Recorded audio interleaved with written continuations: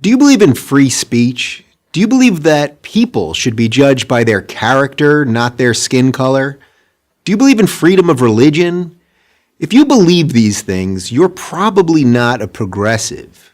You might think you're a progressive. I used to think I was. My show, The Rubin Report, was originally part of the Progressive Young Turks network.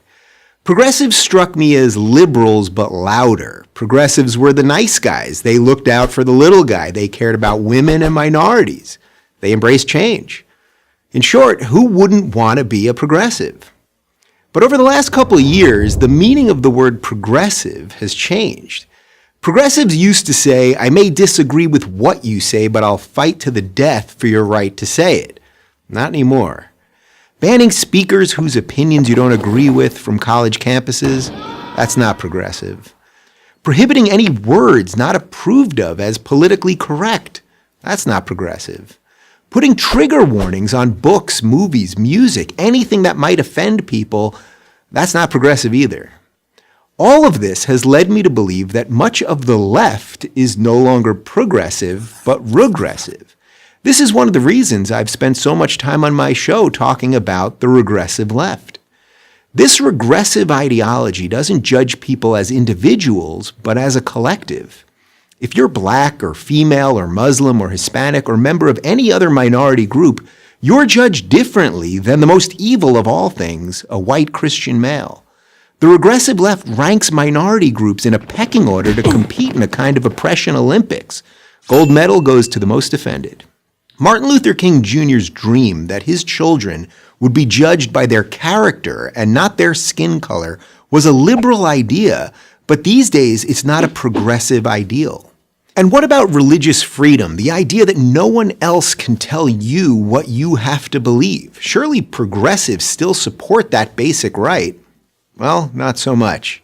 I'm a married gay man, so you might think that I appreciate the government forcing a Christian baker or photographer or florist to act against their religion in order to cater, photograph, or decorate my wedding. But you'd be wrong. A government that can force Christians to violate their conscience can force me to violate mine. If a baker won't bake you a cake, find another baker. Don't demand that the state tell him what to do with his private business. I'm pro-choice, but a government that can force a group of Catholic nuns, literally called the Little Sisters of the Poor, to violate their faith and pay for abortion-inducing birth control can force anyone to do anything. That's not progressive, that's regressive. Today's progressivism has become a faux moral movement hurling charges of racism, bigotry, xenophobia, homophobia, Islamophobia, and a slew of other meaningless buzzwords at anyone they disagree with. The battle of ideas has been replaced by a battle of feelings, and outrage has replaced honesty.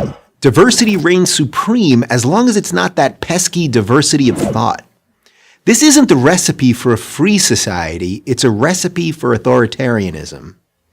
For these reasons, I can no longer call myself a progressive. I don't really call myself a Democrat either.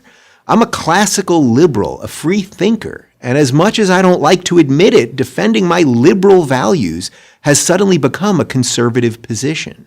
So if you think people should be able to say what they think without being punished for it, that people should be judged by their behavior, not their skin color, and that people should be able to live the way that they want to live without government interference, then there's not much left on the left for you.